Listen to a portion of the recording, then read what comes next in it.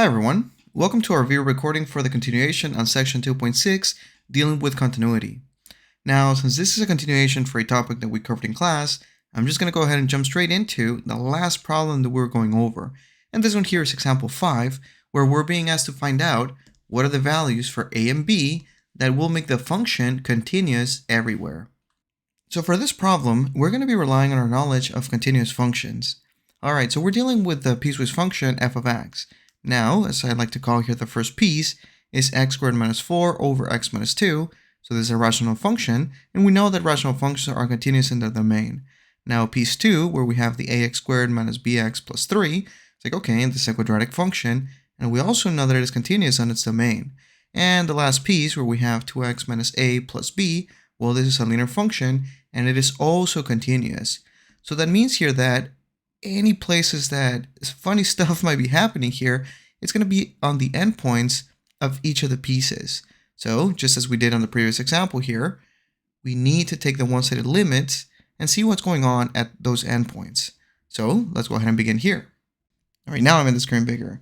Alrighty, so let's go ahead and analyze the one-sided limits at the endpoints. And let's go ahead and begin here with our first endpoint. So what is the limit as x approaches 2 from the left and from the right? Alright, so if we take the limit for the function as x approaches 2 from the left, then we gotta go ahead and pick or choose piece 1. Since piece 1 is referring to values of x that are less than 2, alright, so that's the one-sided limit coming in from the left. So let's see, we're gonna get the limit as x approaches 2 from the left for x squared minus 4 all over x minus 2. Now if we go ahead and use direct substitution here, well, you should see that we get a 0 over 0. Alright, so we're getting the indeterminate form. We gotta do more work, and then for this problem, it is kind of nice that, okay, well, it looks like I do have a difference of squares on the numerator. So if we factor everything out, we're gonna get the limit as x approaches 2 from the left for x plus 2 times x minus 2 all over x minus 2. Now we can go ahead and cancel the factor of x minus 2, and let's see, if we go ahead and use direct substitution, as x approaches 2, what are we gonna get? Well, we're gonna be getting here a 4. There we go. Now, let's see here. What is the limit as x approaches 2 from the right? Well, approaching 2 from the right, that means that our x values get closer and closer to 2, coming in from values that are greater than 2. So we're basically now picking piece 2 here. So let's see. It should give us now the limit as x approaches 2 from the right for ax squared minus bx plus 3. Now notice that for this one here, if I wanted to evaluate the limit, your go-to should always be direct substitution. Now if we go ahead and use direct substitution, we're just letting the x values be 2. Now what about this a and b? Well, we'll figure out their values in a second, but for now, I'll just use direct substitution to get the following. A times 2 squared minus b times 2 plus 3, which should give us here a 4a minus 2b plus 3. And there we go. We got the limit. All right, so what do we do next? Well, we want the function to be continuous everywhere, so if the function is continuous, the limit must exist. And if the limit exists, this must mean that the one-sided limits are equal to each other. Okay, well, let's see. Let's go ahead and set our one-sided limits equals to each other. So coming in from the left, our limit value was 4. So we're going to have here 4 is equals to, now the limit that we got coming in from the right was 4a minus 2b plus 3. Okay, now notice we have a single linear equation, but we do have two unknowns though. So at this point, at this stage, we really cannot figure out the values for a and b. We need another equation. So where can we get the other equation? You probably guessed it. We can go ahead and take a look here at the other endpoint and see what's happening here as you approach 3 from both the right and the left. So let's go ahead and take a look here. Although before we do, hindsight is 20/20, I guess. Since I know that at some point we're going to be dealing with a system of equations, I'm just going to go ahead and create an equation where my variables a and b are on one side of the equation. So in other words, I'm just going to go ahead and subtract the 3 here, subtract the 3, and we'll get a new equation. 4a minus 2b is equals to a 1. Okay, perfect. Now I'm going to leave this equation here, but we're going to use it in a second. Okay. So let's continue on to the next endpoint. What is happening as x approaches 3, both from the left and from the right? Okay, so let's see. Let's go ahead and figure out the limit as x approaches 3 from the left. So taking a look at our piecewise function, it seems that we're going to be picking piece 2. So let's see. So we're going to get the limit as x approaches 3 from the left for ax squared minus bx plus 3 using direct substitution here. We're going to get, as after we simplify, a 9a minus 3b plus 3. All right, so let me put this one here in green. So this is our one-sided limit approaching from the left. All right, so now let's take a look at the last one here. Now, what is the limit as x approaches 3 from the right? Well, now we're going to be choosing piece 3 to evaluate our limit, and we're going to get the limit as x approaches 3 from the right of 2x minus a plus b is going to be equals to, after we use the direct substitution, a 6 minus a plus b. All right, now just as we did before, if we're looking for continuity, the limit must exist. So let's go ahead and set both one-sided limits equals to each other. All right, so what will that give us? Well, let's take a look here. The limit approaching from the left gave us a 9a minus 3b plus 3, and coming in from the right, we got a 6 minus a plus b. All right, now simplifying this equation here, putting all the variables, the a and the b on one side, we're going to get a 10a minus 4b equals to 3. Alrighty, so now I do have another equation that happens to have two unknowns. As of right now, we cannot solve it. However, what we do have our first equation here that had both constants. So now we can actually form a system of equations. So let's go ahead and do that here. Oh no, I'm running out of room. Give me a second here, guys. I'm going to make this smaller. All right, so now we have a little bit more room. So we can go ahead and create our system of equations. All right, so let's take a look.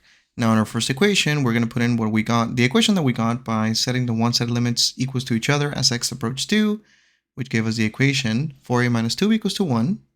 And as our second equation, we'll put in the equation that we got by setting both one-sided limits as x approaches 3 equal to each other, which was the 10a minus 4b equals to 3. Now at this point, you can either use the method of elimination or substitution. Just use whichever one you feel the most comfortable. I will go ahead and use the method of elimination. So I'm going to go ahead and eliminate the variable b. So let's take a look. Alrighty, so using elimination, I would have needed to multiply equation 1 by a negative 2 so that we can add that to the second equation and cancel out the b's. So let's see, what do we get? So distributing the negative 2 on everything here on the left-hand side and the right-hand side, that should have given us a negative 8a plus 4b equals to a negative 2. And adding that up to our second equation, we're going to get here, let's see, negative 8a plus 10, that should be a 2a equals to negative 2 plus 3, it's going to be a 1, and there we go. It looks like our unknown variable a has to be equals to 1/2. All right, perfect. Now, we already have the a. In order to figure out the b, we can just go ahead and substitute in our a value into either of our equations. And I'm thinking probably the first one to figure out the b value. So let's take a look. Once I go ahead and substitute the 1/2 for a, we're going to get a 4 times 1/2 minus 2b equals to 1. So 4 times 1/2 just give us a 2 here. So 2 minus 2b is equals to 1. Subtracting the 2 and dividing by negative 2, we should be getting a positive 1/2. So it looks like a is 1/2 and b is also 1/2. There we go. You figure out the values that make this one here, this function f, continuous everywhere. Now you might be thinking, but Professor Ortega, we've only shown that the limits exist, but I thought that the definition for continuity was the limit as x approaches some value a for f of x equals to f of a. Now we might have seen that we only show the left-hand side, but to be honest, what we actually did here is prove both statements. Now, as an additional assignment here, not necessarily a homework, I want you guys to verify if this is true.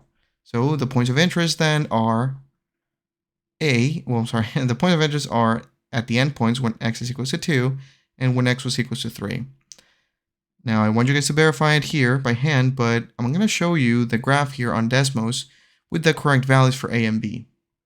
All right, so here we have our piecewise function where our unknowns, the a and the b, or also known as the parameter values a and b, are kept with a value of 1.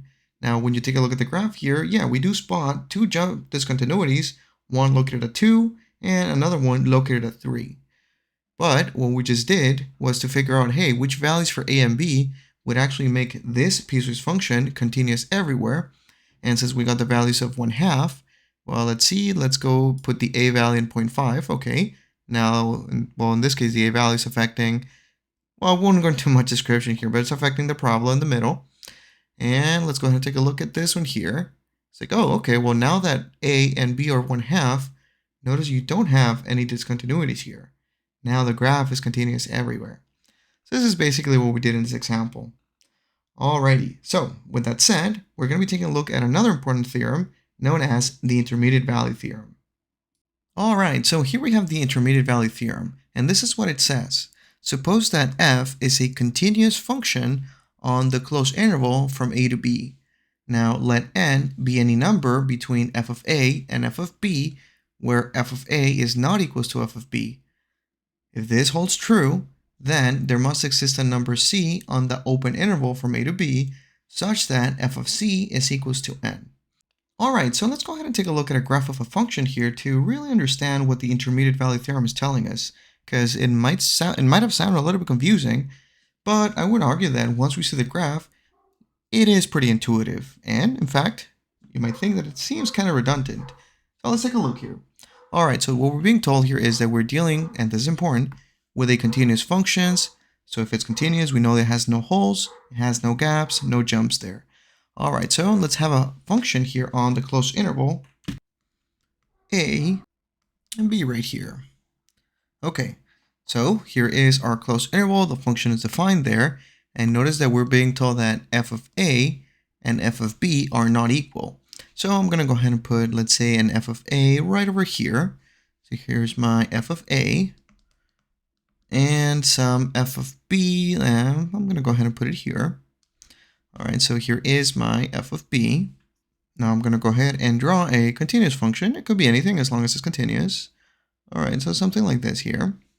Now I'm going to go ahead and let n be any number between f of a and f of b. So in other words, we can just pick any value between f of a and f of b, and I'm going to go ahead and put, let's say, the n right here. All right, so there's a number in between f of a and f of b. Now what the intermediate value theorem tells you is that there is going to be a number c on the open interval from a to b, such that f of c is equal to f of n. So, taking a look at this one here, notice that there is a number c between a and b such that f of c is equals to n. Now, the intermediate value theorem will be used in other important theorems, but I want to go over a more direct application for the intermediate value theorem, and that is a case here for example 6, where we want to show and prove that there is a root of f of x equals to x to the 5th minus 3x to the 4th minus 2x cubed minus x plus 1 between the closed interval from 0 to 1. Now, before we begin, I want to clarify here what is a root. The root of a function is also called the zero for the function, which is just the values for x for which your function is equal to 0. Another way of thinking zeros, the roots, x-intercepts, they all mean the same thing. So what this problem is asking us to do then is to prove that the function has an x-intercept between 0 and 1. So let's go ahead and use the intermediate value theorem, which I'll abbreviate as IVT, to actually prove that you do cross the x-axis, or you do have an x-intercept between 0 and 1. All right, so because we are going to be using the intermediate value theorem, guys, the IVT, I want you to show that we can actually use the intermediate value theorem. So what are these conditions? Well, let's scroll up a little bit here. All right, so we're saying that we're dealing with a function that is continuous on the closed interval a to b, and at some point we also want to show that f of a is not equals to f of b. So let's go ahead and take a look here. All right, so the function has to be continuous. What function are we working with right now? Well, we have a polynomial function. So all that we need to do here, and I don't want you guys to actually prove that a polynomial is continuous. You can just go ahead and use your knowledge of continuous functions. So I'll just go ahead and say this. The function f of x is a polynomial, And we know that polynomials are continuous everywhere, so they are continuous on the closed interval from 0 to 1. All right, so now we also want to show that f of 0 is not equals to f of 1. So let's go ahead and take a look here. What would you get for f of 0? So if you plug in 0 into the function, well, you'll get to see here that f of 0 is just equals to 1. All right, now what about f of 1? Now this one here, actually I don't know, we can just plug into a calculator, but I ended up getting here an f of 1 equals to a -4. And in fact, let me just emphasize here that we're testing the endpoints here on the interval, so f of 0 and f of 1, there we go. Alrighty, now you get to see here that, yes, f of 0 is not equals to f of 1. Excellent. So we've shown the conditions. Now let's actually apply the intermediate value theorem. Alright, so let's use the IVT to prove that there's a number c on the open interval from 0 to 1 such that f of c is equals to 0. Now, since we already shown that the conditions for the IVT apply, for the most part we actually just shown it.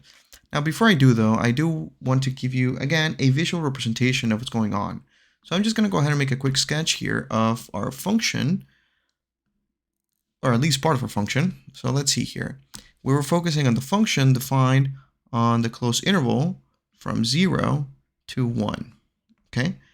Now, when we figure out what was the value for f of 0, we go to 1. So I'll put here, this is a 1, and this one here is the f of 0. And the f of 1, we got it to be a -4. So let's say here -1, -2, -3, -4. All right. So we'll put the point right over here. And this one here is f of 1. Okay. Now notice we are dealing with a continuous function, so I know there's no gaps, there's no breaks. So you get to see here that, hey, well, f of 0 was a positive, and f of 1 was a negative, so there must have been a point where you crossed the x-axis. In other words, there must have been a point here at some value c, where f of c, in fact, let me put it here in orange, where f of c is equals to 0. So this is what's happening here. Now we just basically have to state it. All right, so let's use the IVT to prove that there's a number c on the open interval from 0 to 1 such that f of c is equals to 0. Now, since we already shown that the conditions for the IVT apply, for the most part we actually just shown it. Now before I do though, I do want to give you again a visual representation of what's going on. So I'm just going to go ahead and make a quick sketch here of our function, or at least part of our function. So let's see here. We were focusing on the function defined on the closed interval from 0 to 1. Okay. Now, when we figure out what was the value for f of 0, we go to 1. So I'll put here, this is a 1, and this one here is the f of 0. And the f of 1, we got it to be a -4. So let's say here -1, -2, -3, -4. All right. So we'll put the point right over here. And this one here is f of 1. Okay.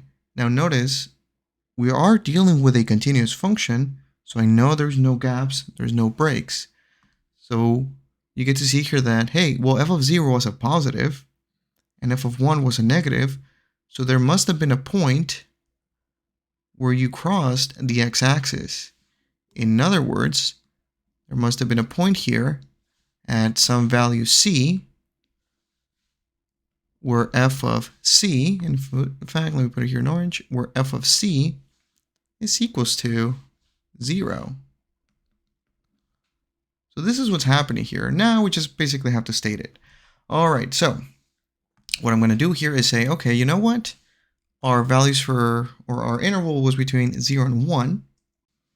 So our function values, evaluated at the endpoints, we got a -4 and a 1, so I'll put here -4, but this one here is less than 0, which itself here is less than a 1, but this -4 was our f of 1. So our inequality here is f of 1 is less than 0, but remember the 0 is the f of c. which was less than 1, but the 1 was the f of 0. Okay, so because we were dealing with a continuous function and the n, which in this case was 0, and f of 1 was not equals to f of 0, well then, the intermediate value theorem implies that there's a number c on the open interval from 0 to 1 such that f of c is equal to 0. In other words, there is a root between 0 and 1. Now notice here that I'm not asking you to figure out the root, I just want you to prove that there is indeed a root.